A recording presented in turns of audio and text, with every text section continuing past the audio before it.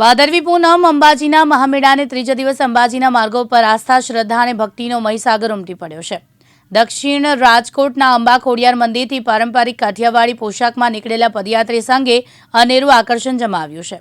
આ સંઘમાં 150 જેટલા પદયાત્રીઓ જોડાયા છે। આ સંઘની વિશેષતા એ છે કે અહીં સંઘમાં જોડાનારા કાઠિયાવાડી પારંપરિક પોશાક અને કાઠિયાવાડી ઘરેણા ઉપરાંત માંગની ગરબી માથે ઉપાડી જઈ રહ્યા છે।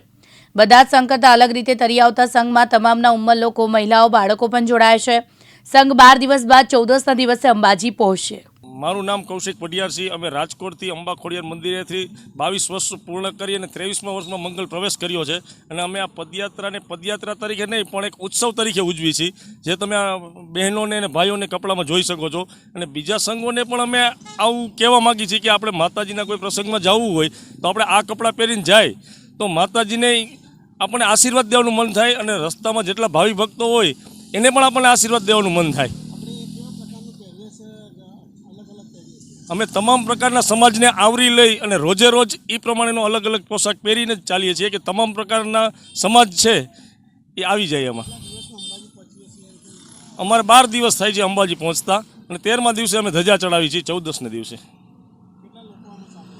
125 જણાનો અમારો સંઘ છે। એમાં બહેનો, ભાઈઓ અને નાની દીકરીઓ, નાના છોકરાઓ બધાનો સમાવેશ છે અને 60-70 વર્ષના ઉંમરલાયક માણસો પણ અમારા ભેગા છે।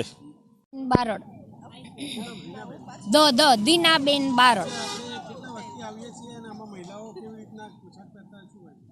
અમે 23 વર્ષથી આવીએ છીએ રાજકોટથી અંબા ખોડિયાર મંદિર, જકાતનાકા સાઉથ ઢેબર રોડ ઉપરથી।